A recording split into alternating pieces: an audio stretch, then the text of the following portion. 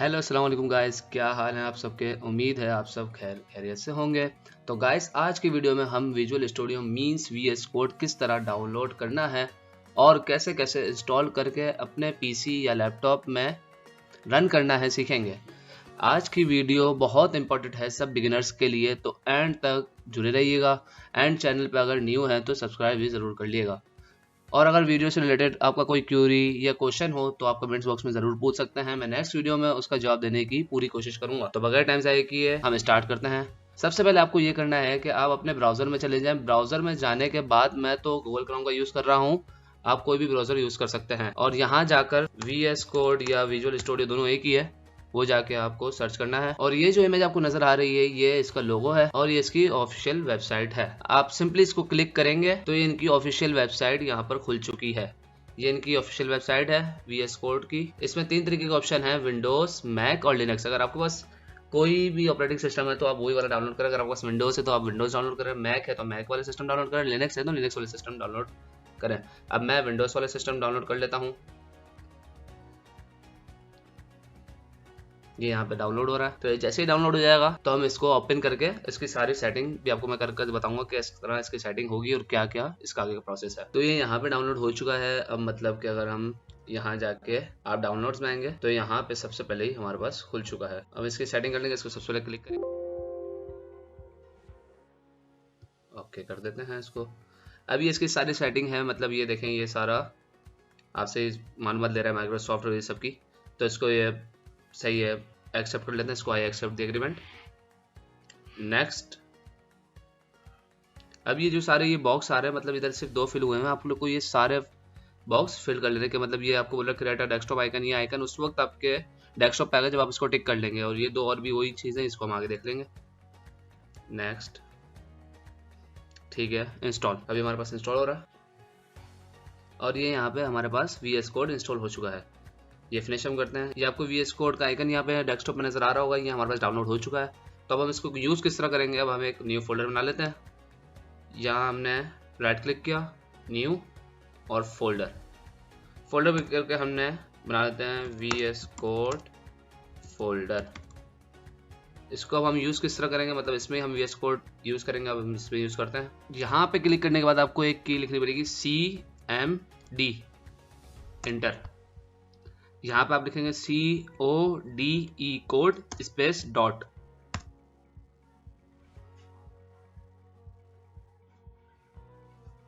ये हमारे पास VS code का फोल्डर बन चुका है यहाँ पे। और ये देखेंगे हमारे फोल्डर का नाम है VS कोड।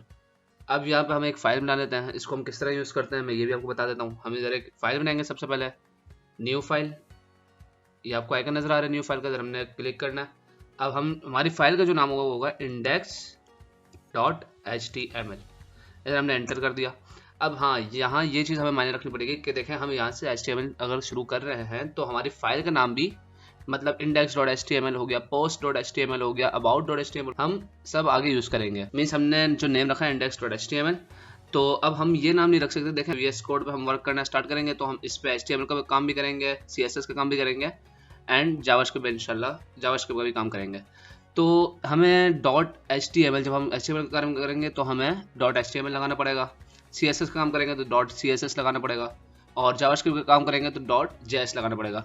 तो अब जैसे हमारी फाइल का नाम है index.html, अब हम ये नाम नहीं रख सकते कि हसन रख दिया या XYZ, कोई भी हमने अपना नाम रख दिया, हम अपना नाम इसमें नहीं रखेंगे। हम मतलब index.html हो गया, post.html हो गया, about.html हो गया, ये हम आगे यूज़ करेंगे ये सारी। तो यहाँ से हम शुरू करते हैं। इधर एक हमारे पास शॉर्टकट की होता है बॉलर पॉइंट, मतलब शिफ्ट एंड 1। तो हम इसको जब क्लिक करेंगे तो हमारे पास ये सारा बॉलर पॉइंट लिखा हुआ आ जाएगा। ये इसका शॉर्टकट की, अगर हमें शॉर्टकट की नहीं पता होता तो हमें सारा लिखना पड़ता, तो इसका ये शॉर्टकट की है। अब ये जो टाइटल आपको ये नज़र आ रहा है, ये टाइटल का मतलब ये है कि आप अपने ब्राउज़र में जब ये ओपन करेंगे तो ये ऊपर लिखा हुआ आएगा कि आपकी फाइल का नाम क्या है। तो जैसे हम ये चेंज कर देते हैं इसको, डॉक्यूमेंट को अगर हम इधर कुछ भी रख देते हैं, मतलब हम लिख देते हैं फर्स्ट वीडियो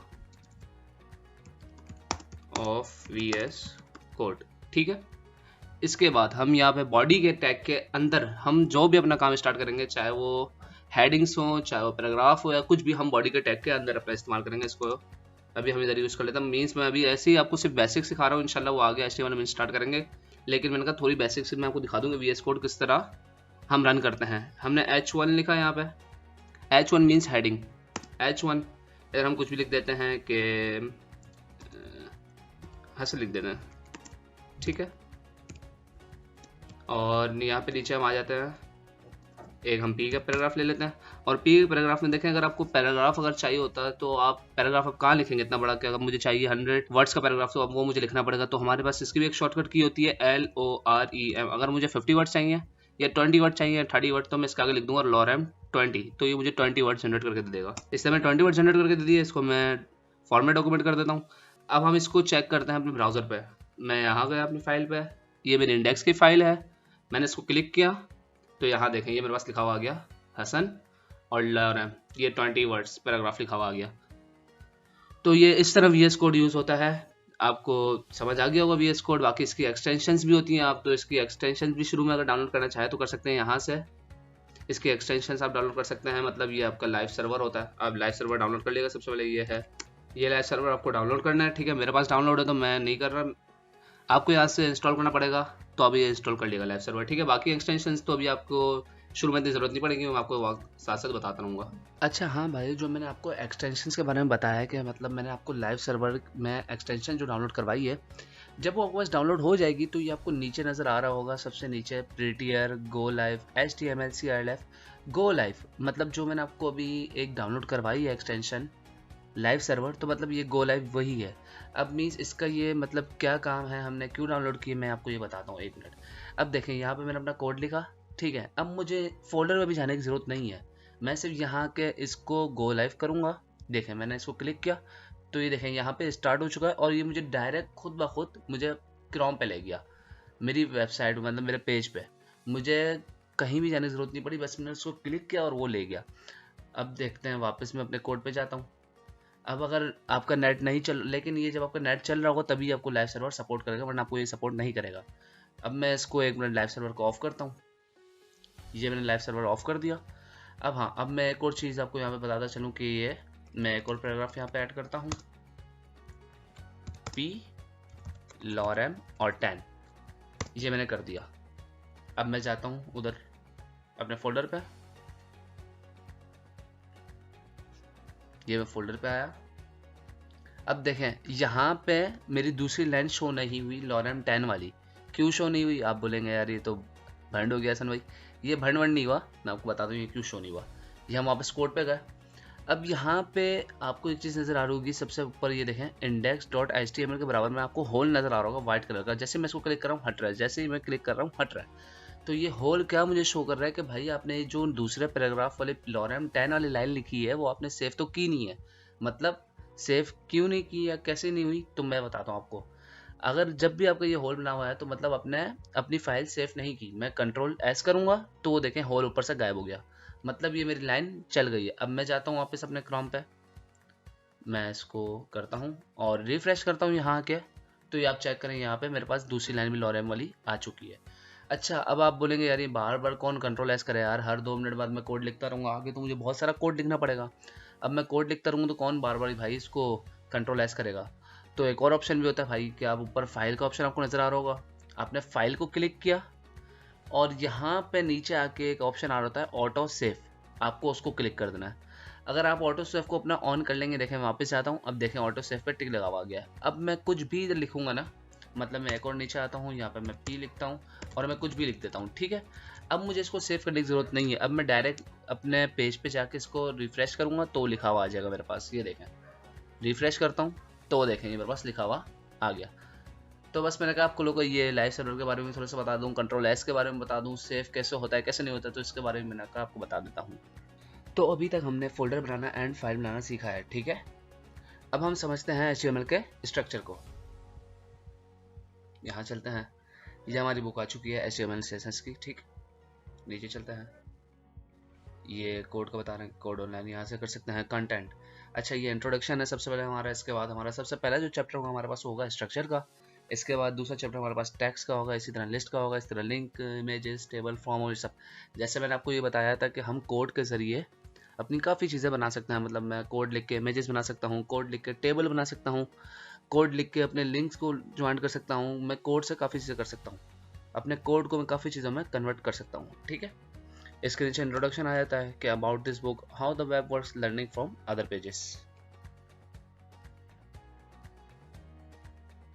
अच्छा, अब ये जो बता रहा है ना हाउ द वेब वर्क्स, अच्छा तो ये सारा बता रहा है कि वेबसाइट जो है वर्क किस तरह करती हैं, कि भाई दुनिया भर में कहीं पर भी आपने एक वेबसाइट बनाई, जैसे मैंने कराची में बैठ के एक वेबसाइट बनाई, तो उसको पूरी दुनिया में कहीं से भी एक्सेस किया जा सकता है। जब अगर वो लाइव हो जाती है बनने के बाद, अब जैसे facebook.com पे हम जाते हैं तो पूरी दुनिया में हर जगह चल रही है, समझ आई। इसी तरह ये वेब की लोकेशन का बता रहा है। तो ये हमारे पास आ गया चुका है चैप्टर 1। चैप्टर नंबर 1 आपके बुक का है स्ट्रक्चर, जो कि HTML के पेज का स्ट्रक्चर बता रहा है। सबसे पहले इसने बताया आपको understanding structure, learning about markup, tags and elements. ठीक है, आगे चलते हैं इसके। ये डॉक्यूमेंट्स भी हम पढ़ते रहेंगे इंशाल्लाह, साथ साथ जो जो मेन चीज होगी मैं बताता रहूंगा साथ साथ। अच्छा, अब इन्होंने जैसे यहाँ पर न्यूज़पेपर की मिसाल दी हुई है कि पहले न्यूज़पेपर हमारे पास किस तरह फिजिकली आते थे, अब उसके बाद फिर हमने इसको एक वेब पेज पे कन्वर्ट कर दिया, एक वेब पेज बना दिया। मतलब हमने कि दुनिया इतनी आगे जा रही है कि बस बंदा क्या ही बताया भाई। अच्छा, अब ये देखें, ये भी एक चीज इंपॉर्टेंट है। ये देखें, ये पूरा HTML का स्ट्रक्चर है। अब इसको समझते हैं। सबसे पहले तो आप टैग को समझो, ठीक है ना, क्या टैग क्या चीज़ है। अब भाई, अब सबसे मेन चीज़ हमारे पास आ चुकी है। अब जो ये आपको नज़र आ रहा है ना, ये इतनी इंपॉर्टेंट चीज़ है कि अगर आपने इसको पढ़ लिया ना तो समझे आप पूरी HTML सीख गए। ये क्या चीज़ है, ये एक टैग बोलना है आप, या फिर इसको एक एलिमेंट बोलना है। ये HTML का एक एलिमेंट है, ठीक है। और ये बनता कैसे है ये भी मैं आपको बताता हूँ। ये सबसे पहले आपको नज़र आ रहा होगा, आप इसको लेफ्ट एंगल ब्रैकेट बोलना है या लेस देन का साइन बोलना है। तो ये है लेस देन का साइन, और बीच में है एक करेक्टर पी, जो आपको नजर आ रहा है ये एक करेक्टर है, और सबसे एंड में है ग्रेटर देन का साइन, मतलब राइट एंगल ब्रैकेट। अच्छा, अभी ये कंप्लीट नहीं हुआ है। इसको कंप्लीट करने के लिए इसका एक ओपनिंग टैग होता है, और उसको हम क्या बोलते हैं, ओपनिंग टैग। ठीक है, और ये कंप्लीट कब होगा, मैं एक मिनट अभी नीचे आता हूँ, आपको ये नीचे पता चल जाएगा। ये ओपनिंग, ये तो हमने ओपनिंग टैग देख लिया ना। अब एक नीचे आता है, एक सिर्फ नीचे आता है, ये देखें, ये हमारे पास होता है क्लोजिंग टैग। तो दोनों में क्या फर्क है कि ऊपर वाले में फॉरवर्ड स्लैश नहीं था और नीचे वाले में फॉरवर्ड स्लैश हमें नजर आ रहा है, और वो भी कहाँ है, करेक्टर से पहले। तो हमेशा ये करेक्टर जो है, इस करेक्टर से पहले हमारे पास फॉरवर्ड स्लैश आएगा, ठीक है। तो ये हमारे पास क्या है, क्लोजिंग टैग। और हम इसमें ही थोड़ा सा ऊपर चल जाए, मतलब पेज नंबर 30 पे चल जाए, तो ये हमारे पास है ओपनिंग टैग। अच्छा, अब इन दोनों को मिला के ये एक कंप्लीट एलिमेंट हमारे पास बन जाता है। अब सिर्फ हम ओपनिंग टैग से नहीं एलिमेंट बना सकते हैं, ना ही सिर्फ क्लोजिंग टैग से एलिमेंट बना सकते हैं, बल्कि हम जब दोनों को कंबाइन करेंगे तब हमारे पास जाके एक एलिमेंट बन जाएगा। अच्छा, अगर मैं अब आप लोग को बोलूं कि भाई आप लोग मुझे ये एक एलिमेंट बना के दिखाएं, तो अब ये किस तरह बनाएंगे। तो अभी हम नोटपैड पे चलते हैं। अभी मैं नोटपैड यहाँ पे सर्च करता हूँ, NOTEPAD। जब आप भी अपने PC पे जाएंगे तो आप भी यहाँ पे नोटपैड सर्च करेंगे, तो ये आपके पास विजिबल होता ही है, ठीक है। तो हम नोटपैड पे जाते हैं, और हमने सबसे पहले क्या सीखा कि भाई कैसे ओपनिंग टैग और क्लोजिंग टैग बनता है। भाई देखें, आपने लेस देन का साइन लगाया, एक मिनट पहले मैं आपको जूम कर दूं ताकि आप लोगों को नजर आए। आपने ये, ठीक है, ये आपने लेस देन का साइन लगाया। इसके बाद आप करेक्टर लिखना है। करेक्टर आपका जो भी हो सकता है, P हो सकता है, हेडिंग से हो सकती है, कुछ भी हो सकता है, तो आपने P लिख दिया, ठीक है। इसके बाद आपका ग्रेटर देन का साइन आया। अब ये मेरा ओपनिंग टैग तो पूरा हो चुका है। अब मैं क्लोजिंग टैग कैसे बनाऊंगा। क्लोजिंग टैग भी इसी तरह बनता है, मीन्स वही लेस देन का साइन, और इसमें क्लोजिंग टैग में सिर्फ एक चीज का इजाफा हो जाता है कि वो फॉरवर्ड स्लैश लग जाता है, और वो भी कहाँ फॉरवर्ड स्लैश लगता है, करेक्टर से पहले, ठीक है। तो ये फॉरवर्ड स्लैश हमारे पास आ गया। फिर हमारे पास आता है ये करेक्टर, और देन ये फिर हमारा ग्रेटर देन का साइन। तो ये इस तरह हमारा opening tag and closing tag बनता है, और ये एक हमारा एलिमेंट कंप्लीट हो जाता है। अच्छा, अब आप ये क्लोजिंग टैग से, अच्छा आपको मैं एक ये रूल भी बता दूं कि आप लोग, मतलब आपने ये क्लोजिंग टैग हटाया यहाँ से, और आपने सिर्फ ओपनिंग टैग बनाया और आपने इधर कुछ भी लिखना स्टार्ट कर दिया, तो नहीं। अगर आप, मैं आप लोग को ये रूल बताता चलूँ कि ऐसे नहीं करना, ठीक है। आप लोग को पहले ओपनिंग टैग और क्लोजिंग टैग बनाना है, यही मैंने किया। और ये बनाने के बाद अब आप जो बीच में लिखना चाहे अब आप लिख सकते हैं। तो आपको पहले ओपनिंग टैग बनाना है, फिर क्लोजिंग टैग, फिर आप जो बीच में लिखना चाहे फिर वो लिखेंगे, ठीक है। इससे पहले आप नहीं लिखेगा। अब इसके बाद आप यहाँ लिखना चाहो तो आप लिख सकते हो कि my name is Mohammad Hasan. ठीक है, ये मेरे पास शो हो रहा, मैं इसको थोड़ा छोटा कर दूँ, my name is Mohammad Hasan. ठीक, और मैंने आपको ये बताया था कि कैसे सेफ होता है, तो आपको ये भी याद रखना है। ठीक है, Ctrl+S, इससे सेफ हो जाता है। तो आज के लिए इतना ही रखते हैं। मतलब आज हमने VS कोड मतलब किस तरह डाउनलोड करते हैं और क्या क्या इसमें रन कैसे करते हैं, किस तरह डाउनलोड करते हैं, ये हमने देखा है। इंशाल्लाह नेक्स्ट वीडियो में हम प्रॉपर HTML शुरू कर देंगे का मतलब उससे हम बुक से रिलेटेड पढ़ेंगे कि कहाँ से स्टार्ट करेंगे, कहाँ से नहीं, उसमें P क्या है, H क्या है, कितनी हेडिंग्स होती है, क्या क्या हम इंशाल्लाह नेक्स्ट वीडियो में कवर करेंगे। तो आज के लिए इतना ही, मुझे इजाज़त दीजिए, मिलते हैं नेक्स्ट वीडियो में। ख्याल रखें अपना, मुलाकात करते हैं नेक्स्ट वीडियो में। अल्लाह हाफिज़।